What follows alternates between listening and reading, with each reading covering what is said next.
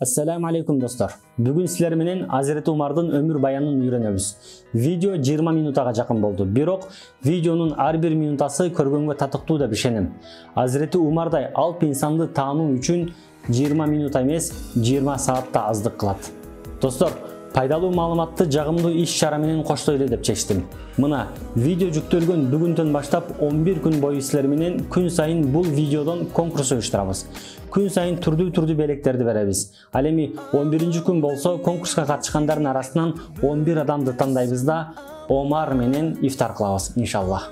Баштапкы 10 күндө болсо күн сайын диний жана бизнес жаатындагы китептерди, албетте китебин Куран китебин, өз атыңар жазылган уникалдуу футболкаларды, портрет жана башка толгон токой белектерди ойнотобуз. Келгиле, ушул куттуу Рамазанда пайгамбарыбызга болгон сүйүүнүн урматына анын эң жакын асхабынын бири, досу, жан жолдошу Азирети Умар радиаллаху анхты тааныткан видеону миллион адамга жеткиребиз. Көп түкүрсө көл болот, чамдасак миллиондон да ашып кетебиз деген ишеничтемин. Конкурска катышуунун шарттары жөп жөнөкөй. Биринчиси a.li.official баракчасына, менин баракчама катталыңыз. Баракчамда бир гана пайдалуу жана керектүү маалыматтар болот. Ошондуктан эч качан өкүнбөйсүз. Экинчиси, бул видеону жок дегенде бир досуңузга директке SMS түрүндө жибериңиз. Үчүнчүсү, бул видеонун астына досуңузду отметка кылыңыз. Канча көп досуңузду отметка кылсаңыз, ошончо көп пайда. Кичинекей лайфхак. Эгерде 3 досуңузду отметка кыла турган болсоңуз, анда үчөөнү 3 комментарий кылып жазсаңыз, шансыңыз дагы да көбүрөөк болот. Бир гана биринчи күн менен токтолбой, күн сайын ушул эле видеону башка бир адамга директке жиберип, башка бир досуңузду отметка кылып, 10 күн бою конкурска катыша бериңиз. Прямой эфирдин саатын марафон WhatsApp группасынан жана Instagram баракчамдан кабардап турам. Ал эми YouTube каналынан марафонго катышып жаткандар болсо, ушул видеонун астына канча көп комментарий калтырсаңыз, ошончо утушка көп мүмкүнчүлүк болот. Келиңиздер достор, Аллах разычылыгы үчүн бул видеону миллион адамга жеткиребиз. Бул иш чарабыз Рамазан 2021-де биз кылган эң масштабтуу иштердин бири болсун иншаллах. Баса, конкурстун 11-күнү омар менен ифтарды жеңип алсаңыз, бирок өзүңүз Бишкекте болбой калсаңыз, анда сизге ифтардын ордуна китебин Куран китеби берилет. Ассаламу алейкум, урматтуу мекендештер. Бардыңыздарды ыйык Рамазан айыңыздар менен чын жүрөгүмдөн куттуктайм. Кандай керемет ай, кандай Аллах үчүн сүйкүмдүү ай, соопторду эселеп таба турган ай. Мына ушундай куттуу соопко толгон Рамазан айында сиздер менен кичинекей бир конкурс уюштуралы деп чечтик. Азирети Умар радиаллаху анхтын өмүр баянын баяндаган сонун видео даярдадык. Бул видеону Instagram жана YouTube каналдарынан көрө аласыздар. Буюрса сиздер үчүн жакшы белектер даярдалган, китептер, андан сырткары кызыктыруучу белектер. Ал эми жалпы эң жакшы белегибиз сиздерди биз байке өз ифтарга чакырабыз. Келиңиздер, оюнга катышыңыздар, туткан орозуңуздар кабыл болсун. Ассаламу алейкум.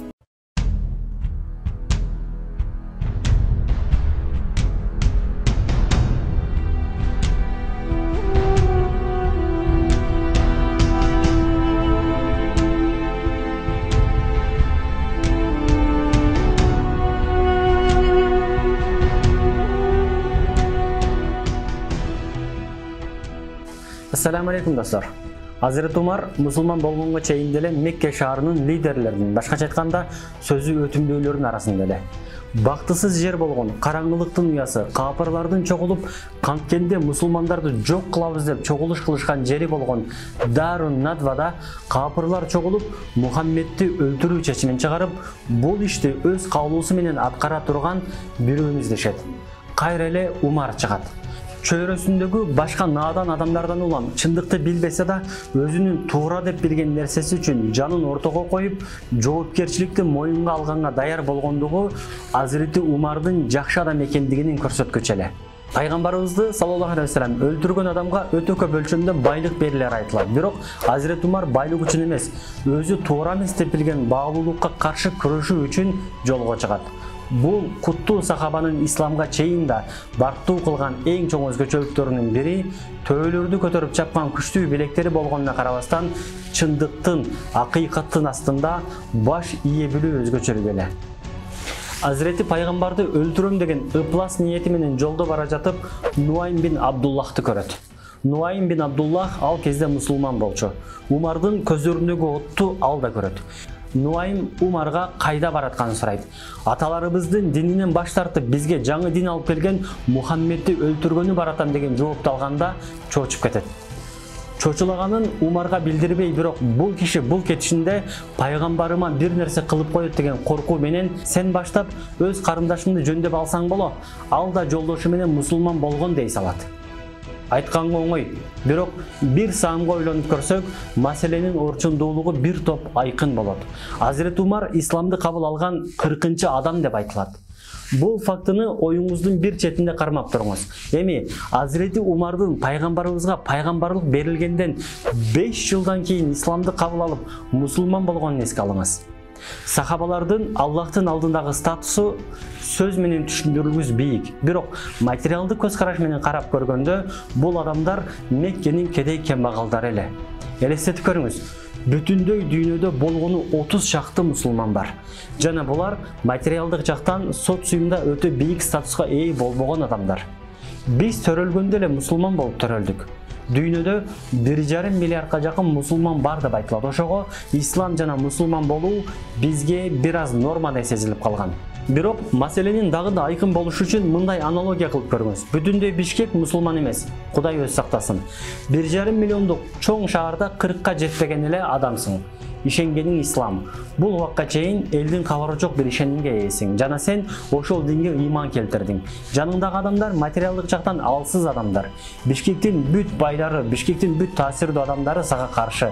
Сен ушунча кыйынчылыктарга, ушунча адамды үмүтсүздүккө түшүргөн жагдайга карабастан бир канча ай эмес, 1-2 жыл да эмес, 5 жыл бою күнү-түнү тынымсыз эмгек кыласың.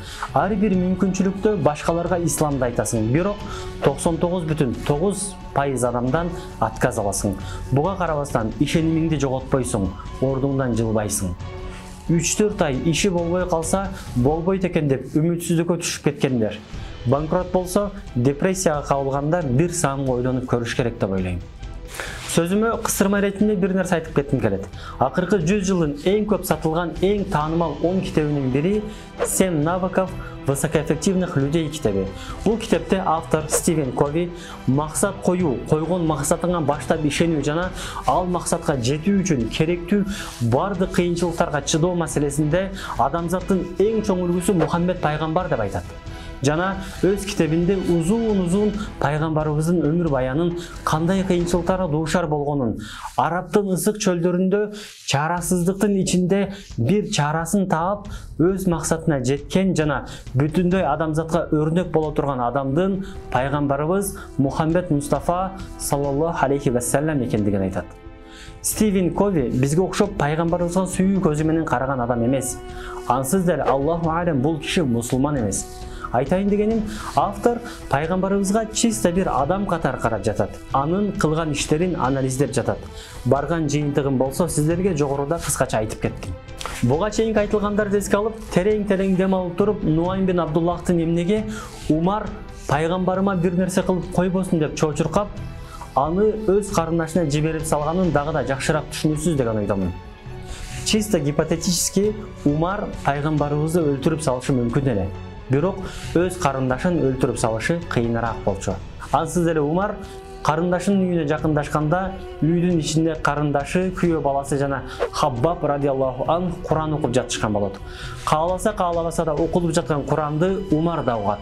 Азирет Умардын окулуп жаткан Куранды кулагы чалып калышы өтө маанилүү деталь. Анткени Умар сөздүн төркүнүн билген, жүздөгөн ырларды жатка билген, өзү да таасирдүү ырларды жазган акындык өнөрү бар адам эле. Сөз байлыгы, көркөм сөз өнөрү ушунчалык курч болгондуктан меккеликтер менен башка жактагылардын арасында дипломатия иштерин жүргүзгөн да Умар эле. Эки эл бири-бирине согуша тургандай жагдай болуп калса, аларды барып курч сөздөрү менен жайгарып келер эле. Бирок бул жолкусунда кулагынын четинен болсо да Курандан бир канча аят окуп калышы анын жүрөгүнө себилген биринчи ыйман нурларынын уругу болду. Сыртынан ачууланып, кантип менин карындашым да ошол макоонун динин кабыл алат деп турса да, ичинен бул эмне болгон сөз, бул эмне болгон керемет. Мен буга чейин мындай сөздү эч бир акындын эч бир ырынан уккан жокмун дедирте турганчалык таасирдүү эле уккан Куран аяттары. Ал доордун араптары сөзгө ашыкчасынан да ашыкча маани берген эл болчу. Bir iki eldi soğuşturup, bul soğuş bir kança mumga sozulup, neçendegen adamlardın ömürün alıp keter ele. Mına uşunday söz bağlagan doğruda Umar til jaatındagı bul elitanın en aldığına kelgen adamlarından bolçu. Bирок ушуга карабастан, Kur'an anın buga çeyin takır ukpagan nersesi ele. Umardın borondu avada dengizdin tolkundarınday bolup tolkugan açusu Kur'an ayattарын ugu menen basаңдай түшөt. Бирок толкун баары бир толкун да жээкке уруш керек. Умарда ачуусун баса албай үйгө кирип барып, карындашын да күйөө баласын да уруп жиберет. Карындашынын мурдунан аккан канды көргөндө өзүнөн өзү уялып, кылганынан бушайман болуп соолуга түшөт. Анан эмне окуп жаттыңар эле деп карындашынан сурайт. Ошентип Азирет Умар биринчи жолу жай баракат отуруп Кур'ан аяттарын угат. ما أنزلنا عليك القرآن لتشقى إلا تذكرة لمن يخشى تنزيلا ممن خلق الأرض والسماوات العلى Taha, sağa Kur'an'dı maşakat tartuğun üçün düşürgönümüz yok. Bu kitapti Allah'tan korkkan adamga nasihat üçün düşürdük. Kur'an'dın düşürülüsü jer menen biyik asmandardın jaratуучусунан meyrimdүү arşka istiva boldu. Asmandar menen jerdegi жана бул экөөсүнүн ортосундагы нерселер менен топурактын астындагы нерселер Аллага гана таандык деп аят башталганда, жарым саат мурунку Умардын жүрөгүндөгү пайгамбарга болгон жек көрүү, аны өлтүрөм деген сезим тумандай болуп таркап, исламга болгон кызыгуу, Куранга болгон таң калуу жана пайгамбарга болгон урмат-сый пайда боло баштады. Эмне деген керемет сөздөр. Bir адам оюнан чыгара албай тургандай таберик баян. Бул баянды кандай зат жиберди экен? Бул сөздөр өзүнө жиберилген пайгамбар кандай адам болду экен? Taha сүрөсүнүн башынан 16 аятына чейин уккан Умар айтарга сөз таппай бир гана эмне деген керемет, кандай гана сонун сөздөр деп айталды. Азирет Умар карындашы Фатиманын үйүнө келе жатканда, карындашы менен күйөө баласынын жанында Хаббаб радиаллаху анху да бар эле. Булар Курандын аяттарын окуп жатышкан болчу. Бирок Умардын кирип келе жатканын көргөн Хаббаб көздөн ыраак бир жакка жашырынып калган эле. Аягында Умардын соолукканын көргөндө ордунан кайра чыгат да «Я Умар, пайгамбардын дуасы сага насип болот» деди. Эмне болгон дуасы деп кызыгып сураганда, пайгамбарымдын «Я Рабби, исламды Абул Хакам бин Хишам же Умар бин Хаттаб менен күчтөндүр» деп дуа кылганын уктум.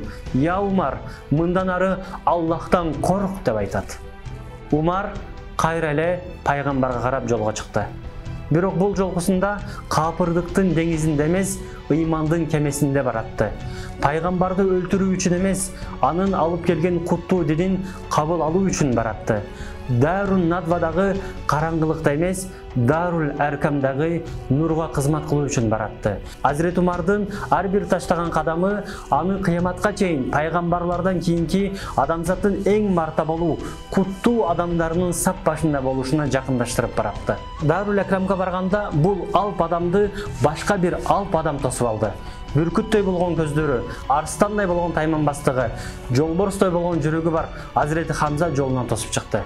Дарул Аркамга Умар келе жатыптыр дегенде, Умардын кызуу кандуулугун жана эмне максатта келе жатканын билген кээ бир сахабалар өз жандары үчүн эмес, пайгамбарыбызга бир нерсе кылып коет деп кабатырланышкан эле. Пайгамбарыбыз үчүн коркушкан эле.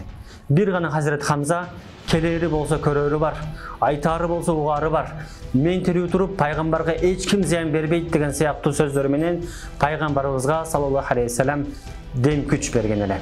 Азирет Умар пайгамбарыбыздын жанына барып, эмне максат менен келгенин айтты. Баам парасаттын туу чокусу пайгамбарыбыз саллаллаху алейхи вассалам Азирет Умардын кандай ниетте келгенин жүзүнөн байкаган болчу. Саналуу минуталардан кийин Азирет Умар ислам менен насиптенген 40-чы куттуу адам болуп чыга келди.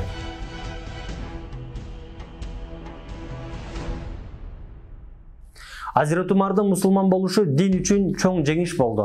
Ислам динин бүтүндөй ааламга жайылышынын жана ислам тарыхынын эң чоң поворотная точкасынын бири Азирет Умардын мусулман болушу менен болду. Айбаттуулугуну, билигинин күчүнү, адилеттүүлүгүнү алсыз мусулмандарга кол канат жайып, аларды коргош үчүн колдоно баштады. Исламды кабыл алгандан кийин жашоосунун эң чоң максатын пайгамбарыбыздын жанында болуу, динге кызмат кылуу деп билди. Пайгамбарыбыз аттанган ар бир согушка катышты. Каны менен, жаны менен пайгамбарыбызды коргоду. Пайгамбарыбыз маанилүү чечимдерди кабыл аларда кеңешмеге сөзсүз Азирет Умарды да чакырар эле. Bir жагында Азирет Абу Бакир, bir жагында Азирет Умар өмүр бою жан дили менен пайгамбарыбыздын жанында турушту. Асманда периштелер, жерде адамдарды суктандыра тургандай күчтүү өз ара достуктары болду.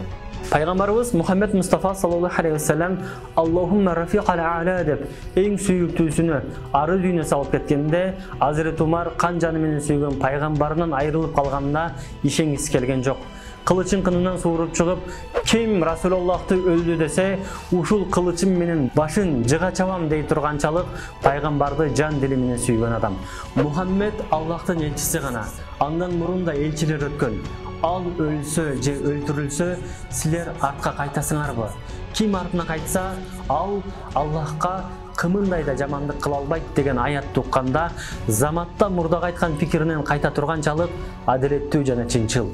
Пайгамбарыбыз саллаллаху алейхи ва саллям дүйнө салгандан кийин Hazreti Абу Бакирдин жанында анын эң чоң жардамчысы болуп кызмат кылып жүрдү. Hazreti Абу Бакир 2,5 жылга жакын сүргөн халифалык доорунун аягында өлүм төшөгүндө жатканда өзүнүн кийин кимди халифалыкка сунуштай тургандыгын сурашат.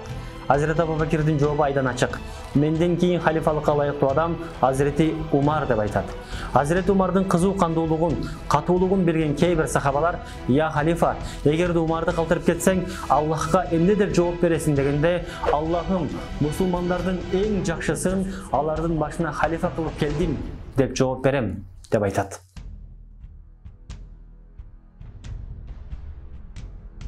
Ошентип, бул улуу инсандын 10 жылдан ашуун ары түйшүктүү, ары оор, ары жоопкерчиликтүү халифалык доору башталат. Тарыхта күбө, убакытта күбө, Hazreti Абу Бакир өзүнүн кийин чындыгында үммөттүн эң жакшысын калтырган экен. Бекеринен пайгамбарыбыз: "Менден кийин пайгамбар келбейт. Мен акыркы пайгамбармын. Бирок эгерде менден кийин пайгамбар келе турган болсо, бул Умар болмок" деп Hazreti Умардын ислам дининдеги ордун баса белгилеп өтпөсө керек. Hazreti Умардын доорунда ислам топурактары эселеп кеңейет. Мамлекеттик казына, мамлекеттик укуктук система, мамлекеттик инфраструктура деген сыяктуу мусулмандардын таалуу маселелеринин баары системалашып, өлкө катары эң жогорку деңгээлде түптөлөт. Күнүбүздө көптөгөн мусулман эмес өлкөлөр азыркыга чейин Hazreti Умардын калтырып кеткен укуктук жана мамлекетти башкаруу системасынын модификацияланган, өз өлкөлөрүнүн шарттарына жараша адаптация болгон версиясын колдонуп десем, жалган айткан болбойм. Мындан саналуу жылдар мурун Facebook'тун түптөөчүсү Марк Цукерберг бүтүндөй дүйнөгө сунуштаган китептердин арасында Ибн Халдун деген китеп бар эле. 2 том, жалпы эсеби 3000 бетке жакын бул китептин темасы ислам укугу. Дагы да таң калыштуусу, ислам укугунда туу чокуу болгон Ибн Халдун китептин автору. Китепти жазып жатканда основа катары Hazreti Умардын түптөп системалаштырган укукту негиз алат. Илимде дайра, адилеттүүлүктө чеп, такыбалыкта деңиз эле Hazreti Умар. Кыргызстандын аймагына 80 эсе келе тургандай чоң аймакты башкарган халифа өлкөнүн эң ары бурчундагы бир жерде көпүрөнүн бир жери тешилип калган болсо, койчу малдарын айдап баратып, мал жаныбардын буту ошол тешикке кирип сынса же жабыркаса, Аллах эртең ал малдын сынган бутун Умардан сурайт деп жүрөгү сыздап ыйлай тургандай жоопкерчиликтүү. Мыйзамды бузган адам өз канынан жаралган баласы болсо да жазаны толугу менен бере тургандай адилеттүү. Түнү тахажжуд дуа, күндүзү элдин кызматында чуркай тургандай абид адам эле. Баатырдын атын алыстан ук, жанына келсең бир киши дегендей, Hazreti Умардын атын алыстан угуп, анын даңкын, анын бийлигин көргүсү келген адамдар Hazreti Умарды алыскы жерлерден көрүшкөнү келишер эле. Бул келгендердин дээрлик бардыгы ушундай атак даңкка ээ болгон адамдын хан сарайда толгон токой кызматчылары менен жашайт деп ойлор эле.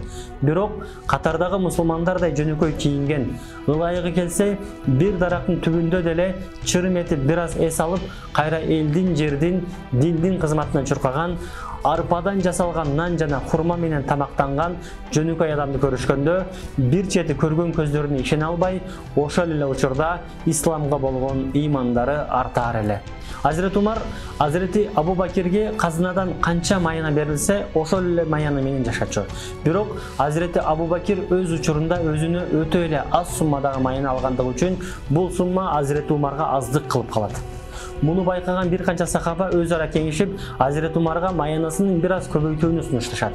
Азирет Умар болсо, менин 2 досум бар. Пайгамбарыбыз жана Азирети Абу Бакирди айтып жатат. Бул досторум бир жол менен басып ахиретке карап кетишти. Эгерде мен алардын жолу менен кетпесем, анда жолдун аягында да алардын барган жерине эмес, башка жакка барып калам. Алар кандай жашаган болсо, мен да ошондой жашайм деп бул сунушту четке кагат.